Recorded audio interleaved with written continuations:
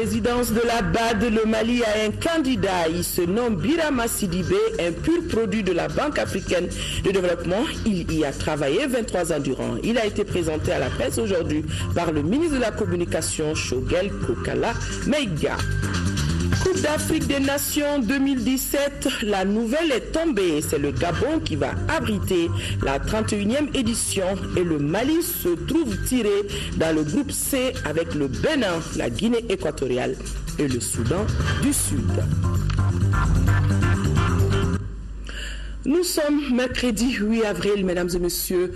Bonsoir et bienvenue dans ce journal. Le Conseil des ministres s'est réuni en session ordinaire ce mercredi 8 avril 2015 dans sa salle de délibération au palais de Koulouba sous la présidence du président de la République, Ibrahim Boubacar Keïta. Bonsoir Ibrahima Djombélé. Bonsoir Touré. Avec vous, lecture du communiqué du Conseil des ministres. Tout à fait. Merci, mesdames et messieurs. Bonsoir. Merci de rester sur notre chaîne. Et nous commençons par le chapitre des mesures réglementaires au titre du ministère de la Sécurité et de la Protection civile. Sur le rapport du ministre de la Sécurité et de la Protection civile, le Conseil des ministres a adopté un projet de décret fixant l'organisation et les modalités de fonctionnement de l'Office central des stupéfiants. L'Office central des stupéfiants, créé par la loi du 18 juillet 2001, modifiée relative au contrôle des drogues et des précurseurs, est chargé de mettre en œuvre l'ensemble des mesures de prévention, de contrôle et de répression envisagées au plan national, sous-régional et international pour une lutte efficace et coordonnée contre le trafic illicite des stupéfiants. Le présent projet de décret a été adopté en application de cette loi pour rendre fonctionnel l'Office central des stupéfiants par les mesures visant, entre autres, la clarification des prérogatives de l'Office central des stupéfiants en matière de trafic illicite international de drogue, l'application de la structuration interne de l'Office central des stupéfiants à ses activités sur le terrain, notamment par le réaménagement des missions de sa direction et de ses antennes régionales, la création d'une division des opérations et d'une division de la prévention, la précision des règles de coordination des actions de l'ensemble des services qui concourent à la lutte contre le trafic illicite des stupéfiants, la prise en charge des questions concernant la protection, la rémunération des informateurs, la gestion des ressources et l'allocation des primes et indemnités au personnel de l'Office central des stupéfiants. Le décret adopté permettra à l'Office central des stupéfiants de jouer pleinement son rôle dans la lutte contre le trafic illicite des stupéfiants. 2. Un projet de décret portant création, attribution, composition et fonctionnement du comité de coordination de la lutte contre la drogue. Dans le cadre de la lutte contre la drogue, la loi du 18 juillet 2001 portant sur le contrôle des drogues et des précurseurs a prévu, en plus de l'Office central des stupéfiants, un organe interministériel de coordination de la lutte contre la drogue chargé de coordonner les actions des différents départements ministériels impliqués dans la lutte contre la drogue. Le présent projet de décret pris en application de cette loi clarifie les missions du comité par rapport à celles de l'Office central des stupéfiants. Le comité de coordination de la lutte contre la drogue est chargé notamment de préparer les décisions du gouvernement en ce qui concerne la lutte contre la drogue et les stupéfiants, d'approuver les plans d'action des projets et programmes ainsi que de toutes les mesures visant à protéger le Mali contre les actions susceptibles d'engendrer la toxicomanie, de veiller à l'application des conventions, accords et protocoles internationaux relatifs aux stupéfiants, aux substances psychotropes et aux procédures. L'adoption de ce projet de décret permettra au comité de coordination de la lutte contre la drogue d'organiser et de coordonner la lutte contre la drogue tant au plan national qu'international en définissant clairement les tâches dévolues à chaque département ministériel dans le cadre de la lutte contre les stupéfiants.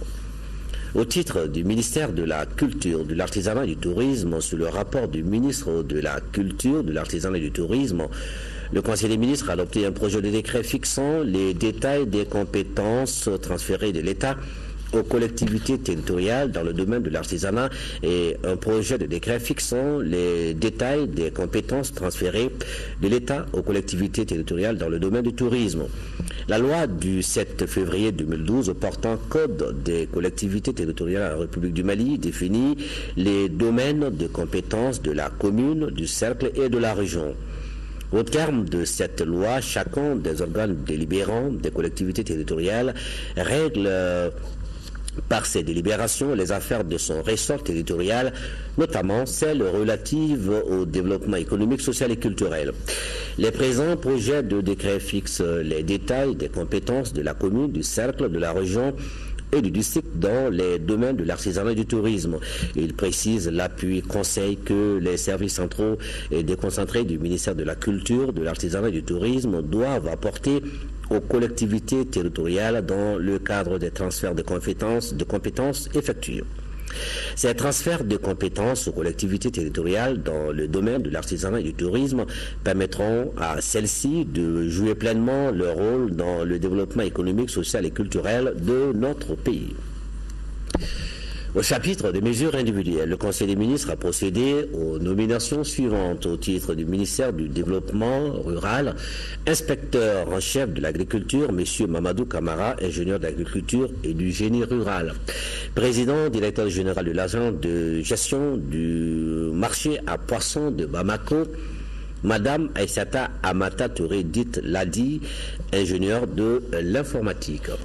Au titre du ministère de la Solidarité, de l'Action humanitaire et de la Reconstruction du Nord, conseiller technique, Madame Traoré Djenebou, dite Dafakone, administrateur civil, Monsieur Mohamed Mahamar Touré, administrateur de l'Action sociale, Monsieur Amadou Diallo, administrateur de l'Action sociale, inspecteur à l'inspection des affaires sociales, Monsieur Cheikh Mohamed Thiam, professeur.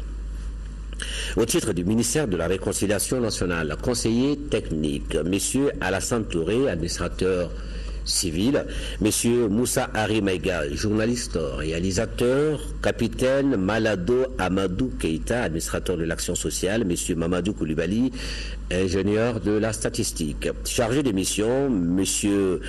Rali Aga Aloumatei, administrateur civil, Madame Diko Oumoudiko, professeur de l'enseignement secondaire, Monsieur Mohamed Elmedi Agmoulou, sociologue.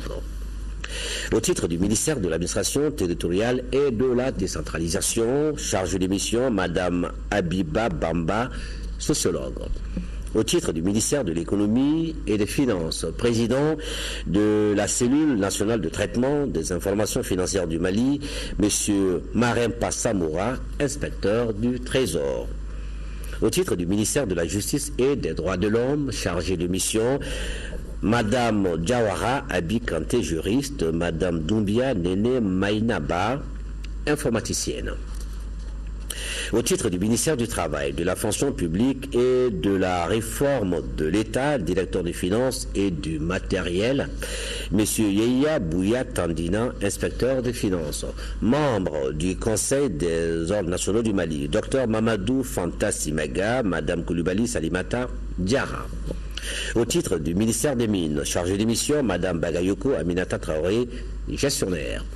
Au titre du ministère de l'Environnement, de l'Assainissement et du Développement durable, directeur national de l'assainissement et du contrôle de pollution et nuisances, Monsieur Mohamedou Yahya, ingénieur sanitaire.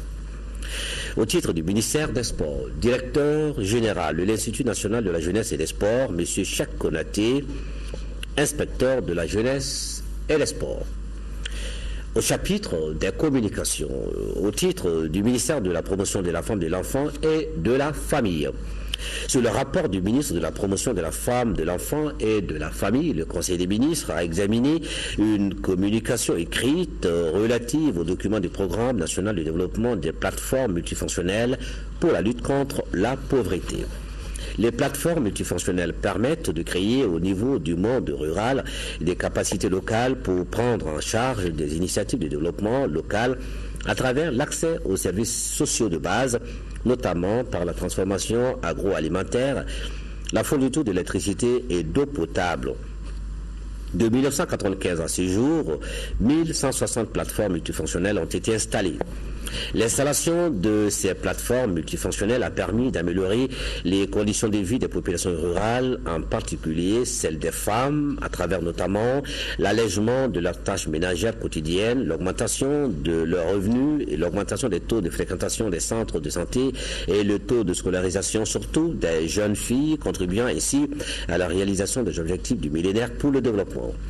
Pour la période 2015-2019, le programme des plateformes multifonctionnelles pour la lutte contre la pauvreté s'articule autour des objectifs stratégiques suivants. La consolidation et la viabilisation des plateformes multifonctionnelles installées au cours des phases précédentes en vue de leur pérennisation, la capitalisation et la vulgarisation des acquis, le changement d'échelle à travers l'installation et l'exploitation optimale de 5000 nouvelles plateformes multifonctionnelles dans les zones rurales et périurbaines pour l'allègement des femmes, la mécanisation post-récolte agricole, l'accès à l'électricité et à l'eau potable et le développement des micro-entreprises génératrices d'emplois et de revenus. Le financement du coût global de mise en œuvre du programme national de développement des plateformes multifonctionnelles pour la lutte contre la pauvreté 2015-2019 est estimé à 55 497 925 000 francs CFA financés par l'État, les bénéficiaires et les partenaires techniques et financiers. Au titre du ministère des Sports, sur le rapport du ministre des Sports, le Conseil des ministres a examiné une communication écrite relative à la politique nationale de développement du sport et son plan d'action 2016-2020.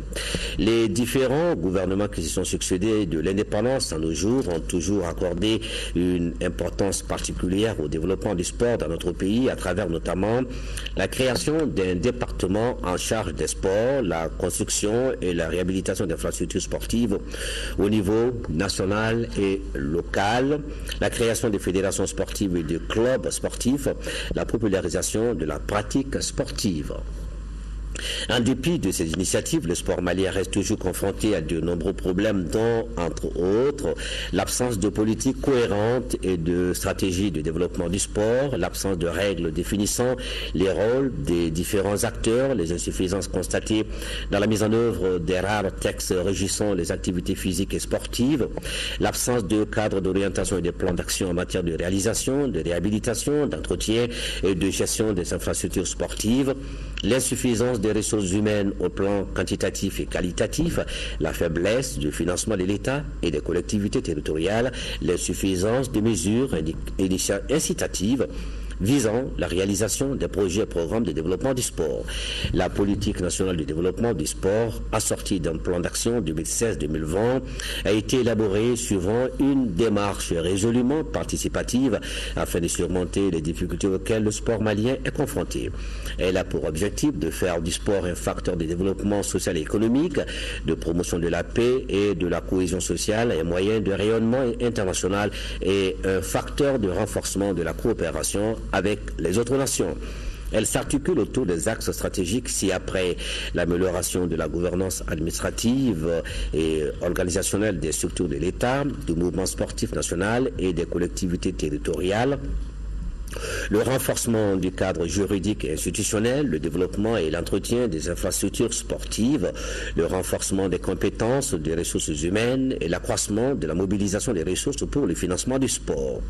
Le financement nécessaire pour la mise en œuvre de la politique nationale de développement du sport est estimé à 97 460 millions de francs CFA pour la période 2016-2020, financé par l'État, les collectivités territoriales, le mouvement sportif national et les autres partenaires du sport. À Ouétouré. Merci Ibrahima Djombele, vous allez rester avec moi sur ce plateau pour suivre le reste de ce journal.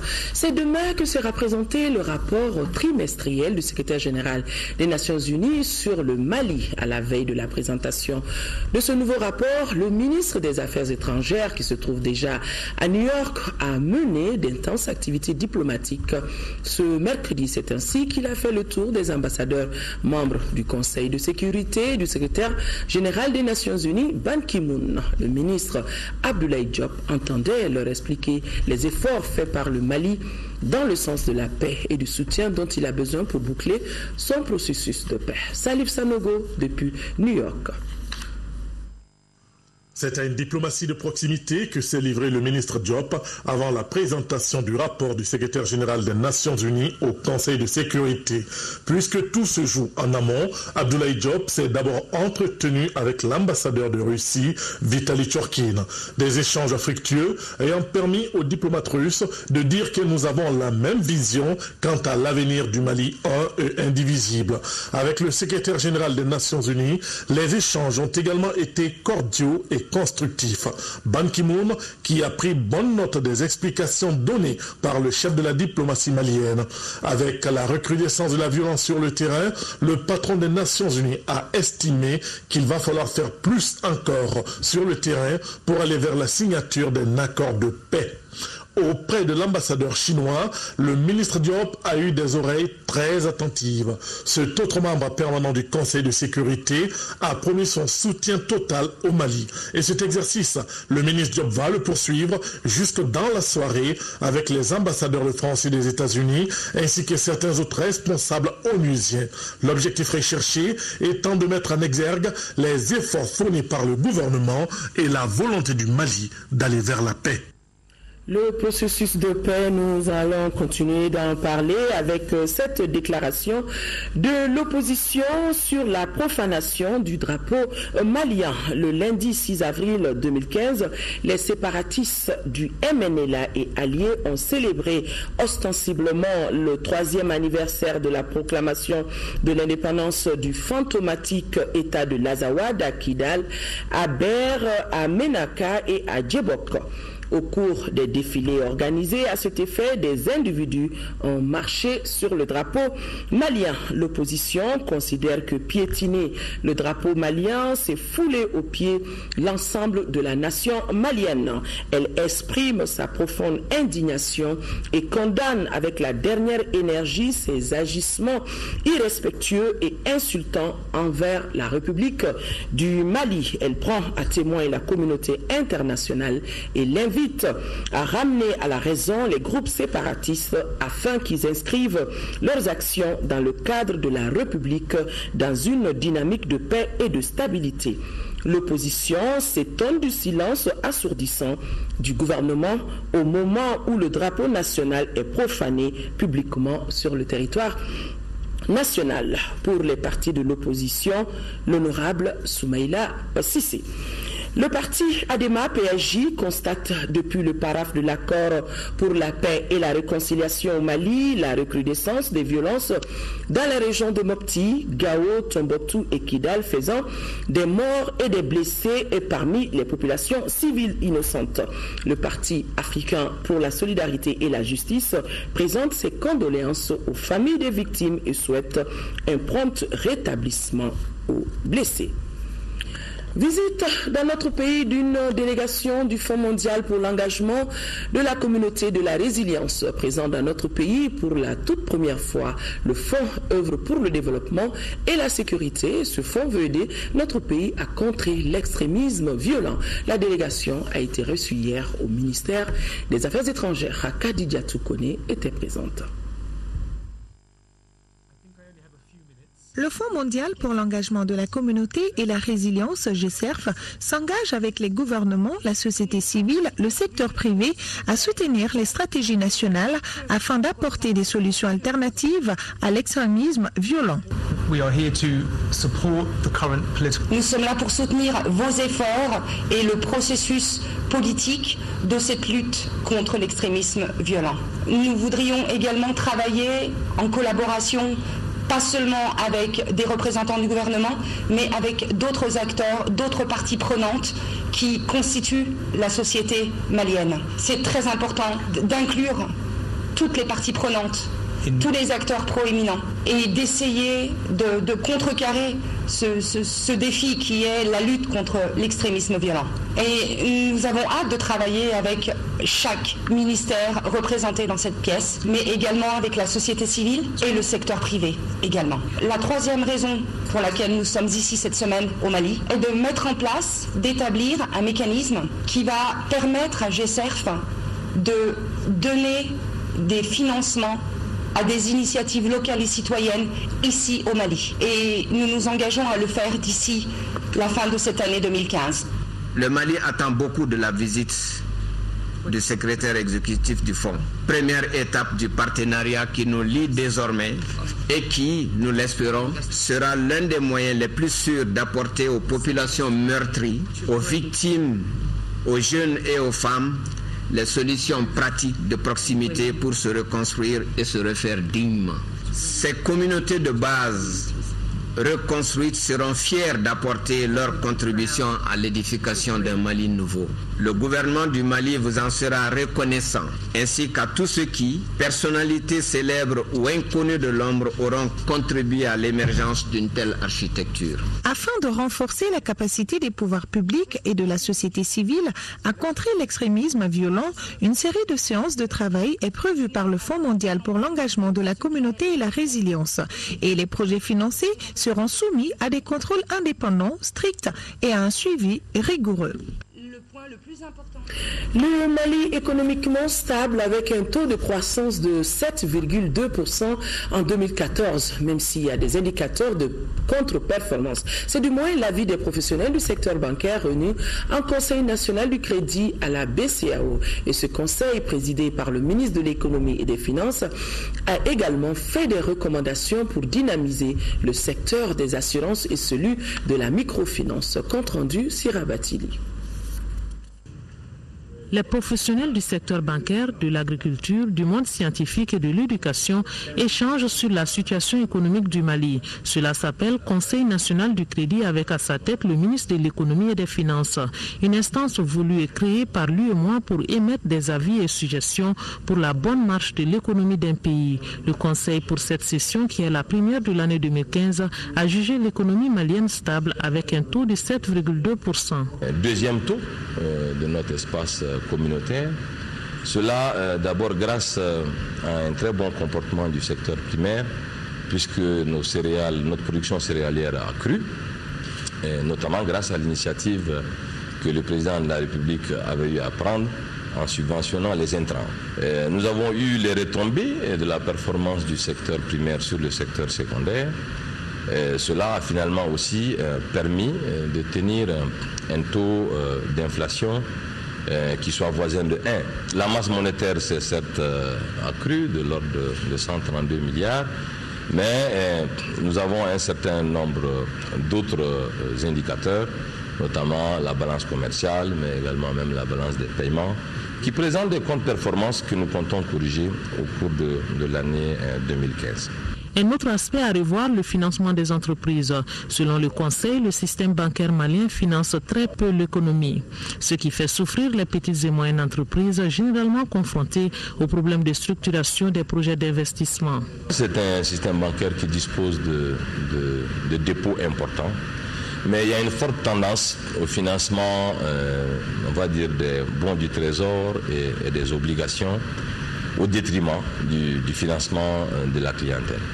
Cela dû aussi parfois à la non-préparation des entreprises pour bien structurer leurs projets d'investissement, mais aussi de s'organiser et de détenir une information financière qui permettrait aux banques de mieux apprécier le risque. Mais je dirais qu'il y a une condition indispensable, c'est que notre système judiciaire doit non seulement protéger les entreprises, mais doit protéger aussi les banques.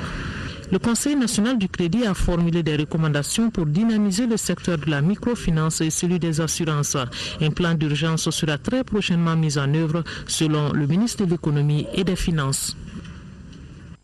L'autre titre phare de ce journal, le Mali est candidat au poste du président de la Banque africaine de développement BAD. Cette candidature est portée par notre compatriote Birama Sidibé, vice-président de la Banque islamique de développement. Il a été officiellement présenté cet après-midi. C'était au cours d'un point de presse animé par le ministre en charge de la communication. Occasion pour le porte-parole du gouvernement, Choguel Kokala-Maïga, d'inviter l'ensemble des Maliens à soutenir cette candidature. Selon lui, Birama Sidibé possède des atouts nécessaires pour présider aux destinées de la prestigieuse institution financière, nous dit Bourama Traoré qui a suivi ce point de presse.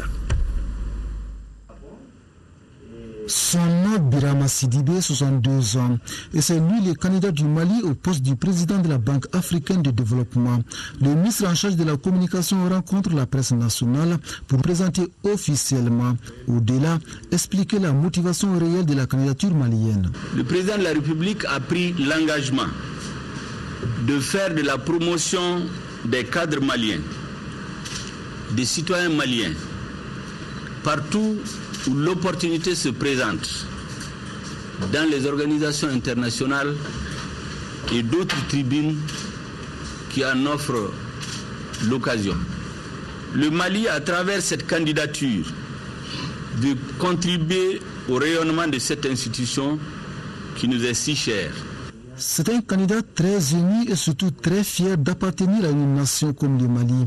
Les sentiments de notre compatriote se résument en ces mots. Grand merci au peuple malien. Je me sens privilégié. Je me sens investi d'une sorte de mission de représenter le Mali. Parce que j'ai eu l'honneur d'être investi par le gouvernement avec le président et le premier ministre à sa tête pour représenter le Mali, pour diriger cette institution. Sentiment de reconnaissance loin d'occulter l'énorme tâche à accomplir, celle d'une opération de séduction à mener pour faire adhérer encore plus de pays à la cause malienne. Déjà, les soutiens enregistrés donnent entièrement satisfaction. Les différentes actions de promotion de la candidature ont permis d'obtenir à ce jour le parrainage de 11 pays représentant les actionnaires de la BAD dans sa diversité et de procéder au dépôt de la candidature de Birama Sidibé. Le président de la République du Mali, son Excellence Ibrahim Boubacar Keïta et l'ensemble du gouvernement, au nom de la nation entière, sont derrière cette candidature. Ils sont au total 8 candidats au poste du président de la BAD. Celui du Mali semble avoir des arguments nécessaires et un parcours impressionnant pour présider aux destinées de la prestigieuse institution financière africaine. Birama en a le profil, il en a la compétence, il en a les qualités, il en a la personnalité et il a derrière lui une riche carrière. De cette carrière, on peut dire qu'il est un enfant et artisan de la BAD que nous connaissons bien, expert des questions de développement, à la renommée bien établie. Il s'est imposé dans sa riche carrière pendant près de 2 décennies à la BAD, jusqu'à présent où il exerce la fonction de vice-président chargé des opérations à la Banque islamique de développement, la BID. Artisan de plusieurs projets novateurs, on retiendra de lui cette méthode de financement innovant dénommée Triple Win, qu'il a mis au point en partenariat avec la fondation Bill et Melinda Gates et des gouvernements en Asie et en Afrique. C'est une véritable campagne de communication qui débute ainsi en Afrique, Europe, Asie et en Amérique. Des actions seront menées afin de donner plus de visibilité et de lisibilité à la candidature du Mali. L'homme que le Mali aligne au starting block pour la présidence de la Banque africaine de développement est un produit pur et dur de la dite institution où il a eu à passer 23 ans en tant que cadre ayant gravi tous les échelons. Aujourd'hui, vice-président de la Banque islamique de développement, chargé des opérations, Birama Sidibé possède une carrière suffisamment riche et une très longue expérience bancaire pour prétendre s'aligner dans la course à la présidence de la BAD. Sori Ibrahima Keïta et Sidiki Dambélé l'ont brièvement rencontré ce jour à son domicile Bamako. Clin d'œil sur un parcours plus qu'exceptionnel.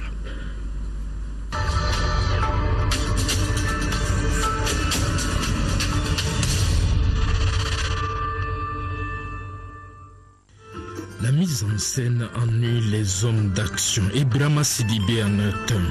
Refusant costume et cravate, il recuse de se faire relooker pour les soins d'image. Il se veut à l'aise chez lui. Mais lui et ses dossiers malgré tout inséparables. Normal pour un expert des questions de développement à la renommée bien établie. nous pensons Afrique d'abord, parce que la BAD, c'est vraiment l'instrument que les Africains ont créé il y a 50 ans, que le choix soit porté sur moi par les autorités politiques de ce pays, pour plusieurs raisons. Donc, c'est vraiment un honneur. La raison personnelle aussi, c'est que l'Afrique, le Mali, notre zone, coule dans nos veines à nous, parce que nous avons passé 30 ans de notre vie à sillonner l'Afrique. Son CV égrène un chapelet d'épithètes aussi élogieuses les unes que les autres. Cadre rompu à la tâche, expert chevronné, dirigeant d'une grande probité, réformiste champion de l'innovation. Il s'est maintes fois révélé dénominateur commun pour ramener le consensus entre partis aux intérêts divergents. La chance que j'ai eue moi-même, c'est d'avoir beaucoup travaillé dans le public, dans le privé, et aussi dans d'autres continents que l'Afrique, et je suis recherché à bloc pour des solutions. Encore une fois, ma candidature, c'est pour apporter des solutions enrichies de l'expérience que j'ai pu avoir. À la BID comme à la BAD, où il a passé 23 ans, l'ingénieur d'irrigation diplômé des universités de Paris et de Montpellier s'est illustré par sa capacité d'innovation. La preuve par l'initiative dite Triple Win. Être créatif, c'est trouver des solutions quand tout semble bloqué. Le chef de famille, père de 4 enfants, maîtrisant parfaitement le français, l'anglais et le rouage de la BAD, souhaite être aujourd'hui en première ligne pour mieux étendre son optimisme débordant, son enthousiasme contagieux quant au rêve d'une Afrique locomotive de l'économie mondiale. La BAD est créée pour le développement individuel et collectif de ces pays membres. Collectif, là, c'est quoi? C'est l'intégration régionale dont on parle aujourd'hui. On est très fiers de cette institution. À la BID, franchement, j'ai passé 6 ans et je suis très fier de ce que cette institution a réalisé en Afrique et dans ses pays membres. Elle a réalisé le rêve que nous avons pour l'Afrique. C'est la transsaharienne, Alger, Tunis, Bamako, Niamey, jusqu'à Lagos. C'est extraordinaire. Moi, ça représente à la fois un ouvrage extraordinaire sur le plan économique, un ouvrage qui va connecter les peuples. La BAD de demain ne sera plus la BAD de ce qu'elle était il y a 10 ans, c'est clair ça. Donc l'Afrique a changé et pour nous, la BAD de demain doit être une BAD qui s'adapte à une Afrique qui change. Ma candidature est la candidature d'un homme qui a une ambition pour son pays, le futur de son pays, de sa région et de toute l'Afrique comme continent, qui a été vu comme le continent du désespoir, qui est en train de montrer l'exemple. Et cette ambition-là, c'est une ambition de serviteur de l'Afrique, parce que nous devons beaucoup de choses à l'Afrique. Et notre génération, nous devons jusqu'à la dernière goutte de notre sang au pays. Vous savez pourquoi? Quand on a fait l'école dans les années 68-70, on n'a pas payé 1 franc de frais de scolarité. À l'époque, c'est le Mali qui a tout payé. Les bouquins, on payait une masse de garantie, on nous donnait des livres et à la fin de l'année, on rendait la marque de garantie. Et nous avons bénéficié de la bourse malienne jusqu'à la fin de nos études, jusqu'à ce que ce soit ingénieur et tout. Alors donc, quand vous regardez la balance, on doit rembourser ça. Avec l'onction politique assurée, le candidat qui a forgé la vision d'une Afrique vertueuse, inclusive, actrice et partie des enjeux globaux et en transition vers l'émergence, M. Sidibé peut enfin commencer sa mise en train. Grand oral et campagne tous azimuts de com. En attendant l'arbitrage d'Abidjan le 28 mai prochain. Sori Ibrahima Keïta. Vous pourrez suivre les temps forts du point de presse du ministre de l'économie numérique, de l'information et de la communication, porte-parole du gouvernement, présentant la candidature officielle de Birama Sidibé comme candidat du Mali au poste de président de la Banque africaine de développement. Comme Sori Ibrahima Keïta l'a rappelé, le successeur de Donald Kaberuka sera connu le mois prochain à Abidjan, en Côte d'Ivoire. La diaspora malienne est très active en Guinée-Conakry. Certains de nos compatriotes sont dans les affaires depuis plus d'une vingtaine d'années. Ils sont dans différents domaines d'activité comme Aliou Traoré qui a choisi, lui, les transports, précisément le transit. Aliou Traoré qui vit en Guinée-Conakry depuis plus de 15 ans, emploie une trentaine d'agents et collabore en parfaite harmonie avec les autorités guinéennes. Nyanya Aliou Traoré et Abraham Donka Traoré, de passage à Conakry en Guinée, l'ont rencontré.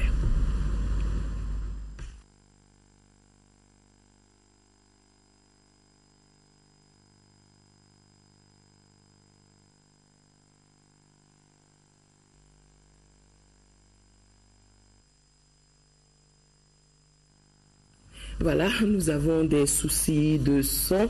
Le temps de vous dire que le président de l'Assemblée nationale, à la tête d'une délégation de parlementaires, a quitté Bamako aujourd'hui pour Dakar, dans la capitale sénégalaise. L'honorable Issaka Sidibé prendra part aux travaux de la 7e conférence des présidents d'Assemblée et de section de la région Afrique de l'APF, Assemblée parlementaire de la francophonie, prévue du 9 au 11 avril 2015. États généraux de la santé, les travaux débutés depuis hier, donc les travaux se poursuivent en atelier. Notre reporter Mamourou Sidibé y a fait un tour. Il a rencontré Dr Zakaria Meiga qui nous commente le déroulé des travaux du jour.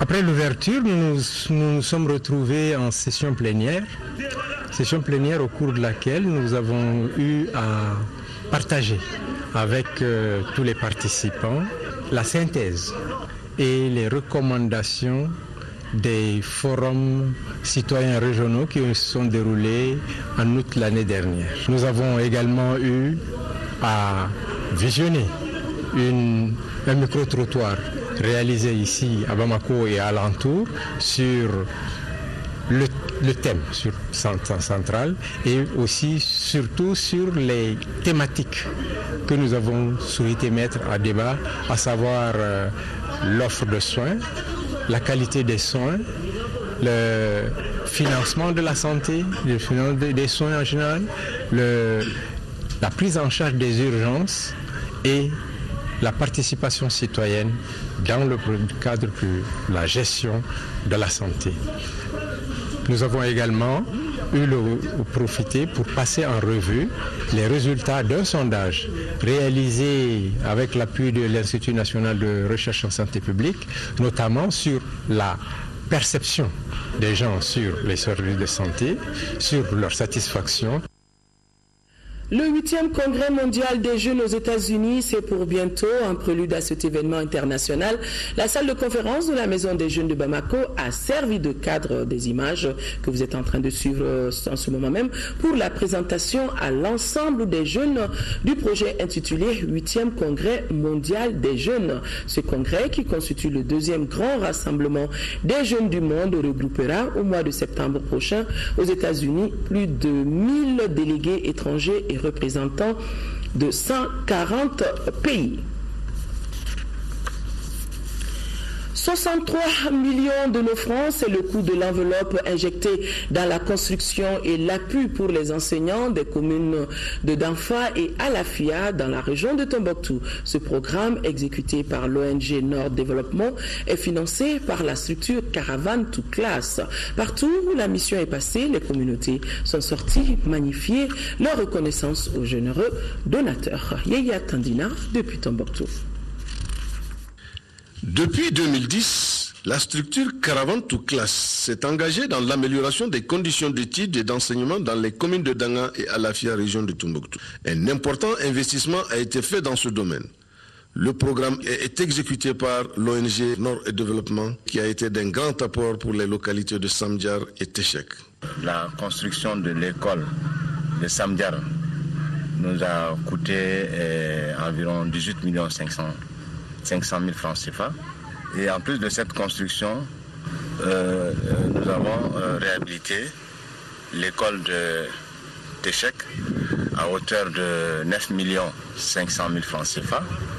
Nous avions parallèlement accompagné cette école dans la région de Tombouctou à travers la prise en charge du salaire des enseignants, la prise en charge des cantines. Pour les responsables de Caravan to Class, le développement passe par l'éducation. Pour cela, les futurs cadres doivent bénéficier d'une bonne formation et partout où la mission a passé, l'engouement était remarquable. Pour voir maintenant une école qui est presque finie, de voir l'enthousiasme des gens dans le village, des enfants particulièrement, et de penser dans quelques mois ils vont pouvoir s'asseoir ici dans l'école et étudier. C'est la raison pour laquelle on continue dans notre chemin d'aider les gens de Timbuktu avec l'éducation.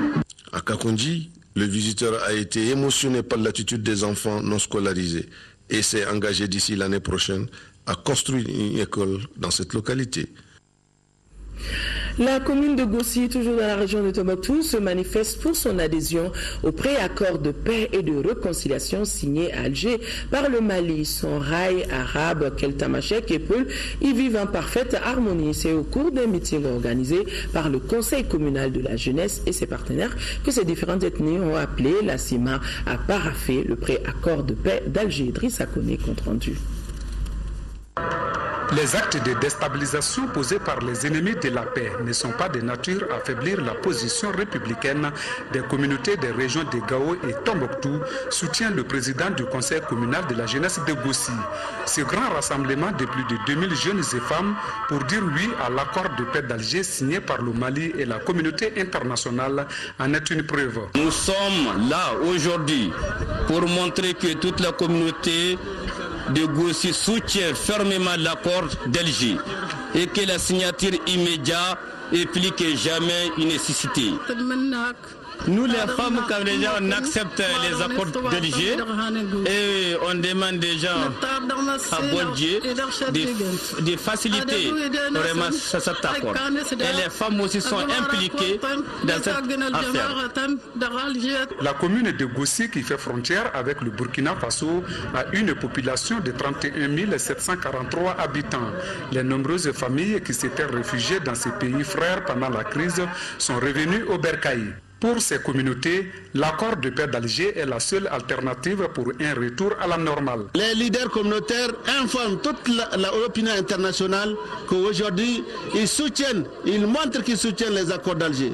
Et ils demandent à la CEMA de signer très rapidement ces accords. Nous, quand même, les Pels, on a beaucoup applaudi cette rencontre aujourd'hui organisée par la jeunesse de Gossi, ainsi que tout l'ensemble de la population de Gossi, concernant la paix. Surtout, nous souhaitons que les accords d'Alger soient une paix durable pour l'ensemble du Mali.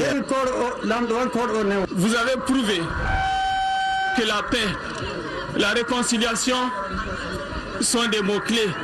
C'est des choses importantes.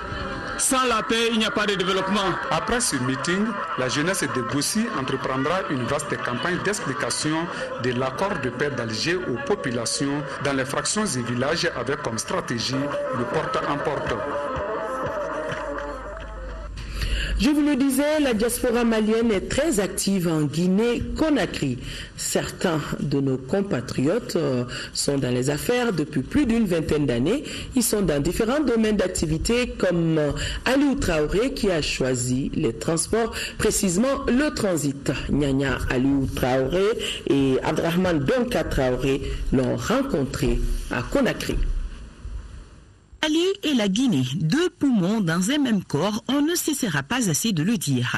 Ces deux pays partagent des liens de coopération et d'amitié séculaire. Un mariage fructueux dont notre compatriote Aliou Traoré est l'illustration parfaite. Je suis en Guinée depuis 1990. Je suis transitaire, promoteur de la société Transit, ATT Transit et Mosi Transit. C'est à la suite d'un concours de circonstances que le natif du Sikasso a élu domicile en Guinée. Après mes études supérieures au Mali, je suis allé à l'école de transit à Bamako. Je devais adhérer à la douane. Malheureusement, par déplacement, je n'ai pas pu. Donc j'ai dit à ma famille, bon voilà, moi je vais aller en Guinée parce qu'à l'époque, la Guinée n'avait pas adhéré tout le système de transit. Il n'y avait qu'une seule société de transit qui regorgeait tout le système de port. Donc je me disais que j'ai mon avenir ici. C'est ici, en plein centre-ville de Conakry, que se trouve son bureau de transit. Il emploie aujourd'hui une trentaine d'agents maliens et guinéens. Mais en date d'aujourd'hui, j'ai à peu près 25-26 personnes. Je suis avec mes frères, il y a 4-5 personnes. Tout le reste, c'est des Guinéens. Aujourd'hui, l'entreprise affiche une bonne santé. Monsieur Traoré doit s'être suite à la bonne collaboration avec les autorités guinéennes et ses pairs guinéens. Mon insertion, d'abord, du côté de la communauté, j'ai cherché à avoir un groupe où tous les jours je pourrais venir prendre du thé et causer avec eux. C'est comme ça, je me suis très rapidement retrouvé et avec la communauté guinéenne et malienne et avec les Guinéens. Donc nous vivons ensemble et il n'y a pas de souci. Et on se supporte aussi. Malgré un emploi du temps chargé, notre transitaire a le souci de ses compatriotes. En 2 coups de fil, il règle les problèmes de la diaspora malienne grâce à son statut de président du Haut Conseil des Maliens de Guinée-Conakry. Quand quelqu'un a un cas social, dès qu'on est informé, j'informe le bureau, on se déplace. On va aller saluer la personne. Ce qu'on a donné, on donne au nom du bureau, pas au nom de quelqu'un, au nom du bureau. Et quand ils ont des problèmes vis-à-vis de l'autorité malienne et guinéenne, ça, il faut d'ailleurs remercier l'autorité guinéenne. Ils nous traitent comme des frères. Quand on dit malien, tout de suite le problème est étouffé. Tout de suite. Cette politique d'intégration est fortement encouragée par la représentation diplomatique sur place. D'après le consul, ils sont assez nombreux aujourd'hui en Guinée-Conakry, les Maliens qui font la fierté de notre pays. Une machine flambant neuve et des poches de sang, le tout pour une bagatelle de 140 millions de francs CFA. C'est le don fait par la société Action Santé Logistique au Centre national de transfusion sanguine. La remise de la donation a eu lieu dans les locaux du centre en présence de Abdul Karim Kaba. Des poches de sang pour mieux conserver le sang dans la région et un appareil d'automatisation pour la sécurité transfusionnelle. Voilà le don de la société Action Santé Logistique au Centre national de transfusion sanguine. Cette donation s'élève à environ 140 millions de francs CFA. Cet appareil, qui a des capacités immenses, faciliterait beaucoup le travail du centre. Cet instrument robuste de diagnostic servira au dépistage du VIH, des hépatites virales B et C et de la syphilis sur les poches de sang collectées. Il a l'avantage d'avoir un délai de rendu des résultats plus court par rapport à la technique semi-automatique que nous utilisons aujourd'hui sur chaîne ELISA, 30-35 minutes contre 2 heures environ pour les 3 marqueurs viraux. Tout en rassurant le Centre national de transfusion sanguine, la société Action Santé Logistique, à travers le président du conseil d'administration, a réitéré son engagement à accompagner le Centre national de transfusion sanguine.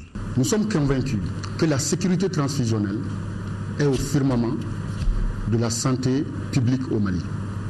Nous avons tenu à vous accompagner. Nous sommes là et nous resterons à vos côtés. Nous resterons un partenaire du ministère de la Santé pour l'aider dans son combat de tous les jours. La qualité. La qualité et encore la qualité. Le ministre de la Santé n'a pas manqué de mots pour saluer ces gestes. La présente cérémonie de remise de poches de sang et d'équipement au Centre national de transfusion sanguine est un des témoignages éloquents de l'excellente relation de coopération qui existe entre la société ASL et différentes structures de mon département. Cet équipement, j'en suis sûr, permettra de diminuer la charge de travail du personnel et par ricochet de disposer davantage de capacités humaines. Ce partenariat public-privé vient ainsi, à l'ère des nouvelles technologies, mettre à la page les prestations du Centre national de transfusion sanguine.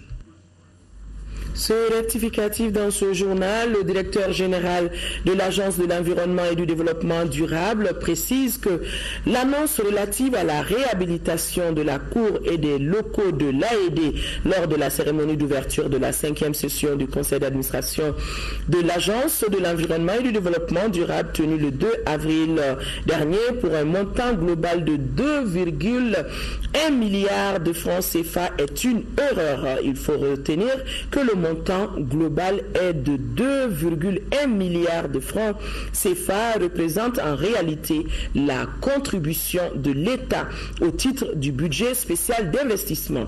Le directeur général présente ses excuses à l'opinion publique et à tous ses partenaires de l'AED.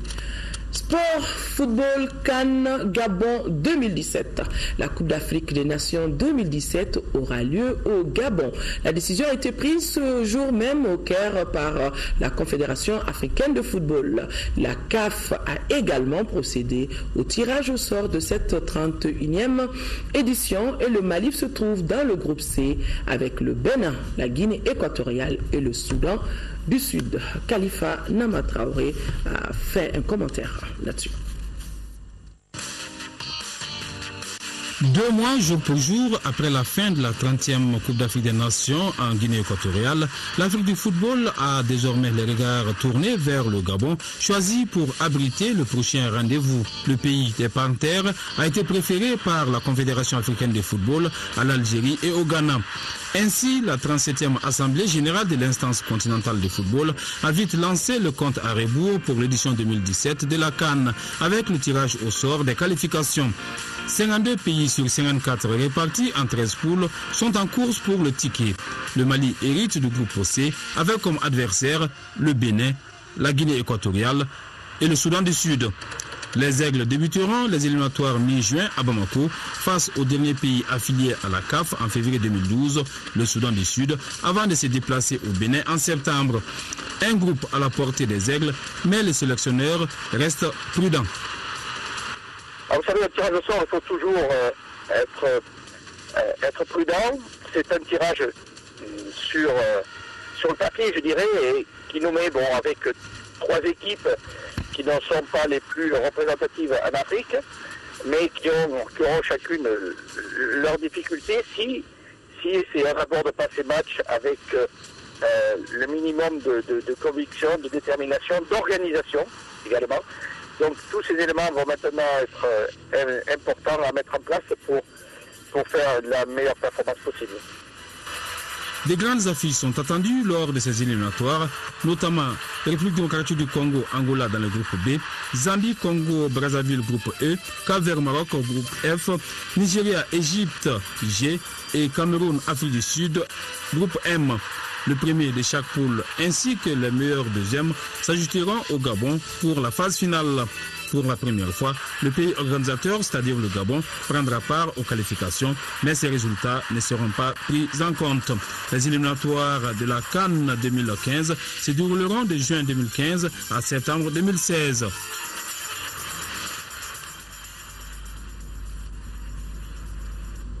Voilà, c'est le Gabon qui a donc été choisi pour abriter la 31e édition de la Coupe d'Afrique des Nations Cannes 2017.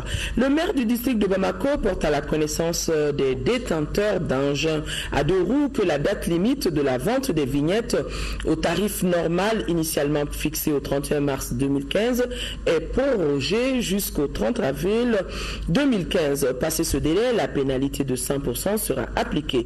Les vignettes restent disponibles dans les locaux de la mairie du district de Bamako. Une page noire dans ce journal, l'artisan infatigable du monde rural de Sikasso n'est plus.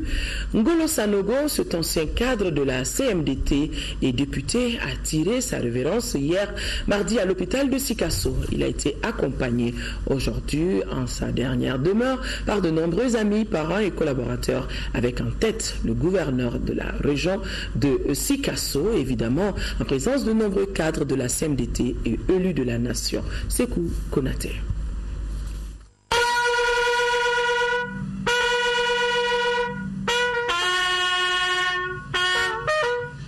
Né vers 1938 à Doumanaba, dans le cercle de Sikasso, l'homme que Sikasso pleure aujourd'hui est un modèle. Ngolo Sanogo, puisque c'est de lui qu'il s'agit, aura consacré sa vie au service de la terre. Parti de l'école coloniale en classe de CM2, Ngolo Sanogo s'attache vite au travail de la terre dans la spéculation coton. On confond Ngolo avec la culture du coton. Parce qu'il a commencé en 1952 le coton. Donc tout ce que Ngolo faisait, c'était pour le monde paysan. Des qualités et engagements au service du monde rural qui lui vaudront la reconnaissance de la nation. Homme politique, Ngolo l'aura été.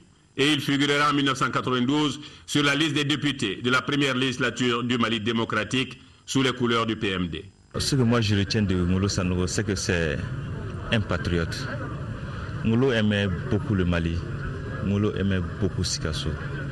Ngolo était un grand travailleur. Malgré sa retraite professionnelle et politique, il restera toujours au service de la communauté, jusqu'à ce jour, le 7 avril 2015, où la maladie aura raison de lui, à l'hôpital de Sikasso, à l'âge de 77 ans.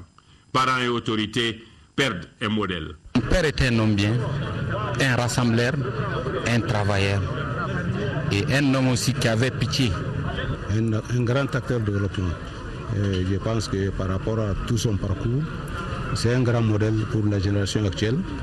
Il n'a pas fait de grandes études universitaires, mais après, il a fait tout, pratiquement occupé tous les postes. Donc je pense que c'est une grande perte aujourd'hui pour la région de Sikasso, mais que Dieu l'accueille dans son paradis. Attaché à la terre, l'homme repose désormais dans son champ, où il a été inhumé dans l'intimité familiale. Voilà, ainsi va la vie, dort en paix. Ngolo Sanogo. Voilà, mesdames et messieurs, c'est donc tout pour ce journal. Merci de l'avoir suivi. Demain, 10h, 13h, Aïssata Ibrahim Meiga pour les éditions de la soirée. Je me ferai le plaisir d'être là. Inch'Allah. Au revoir. Excellente nuit à tous.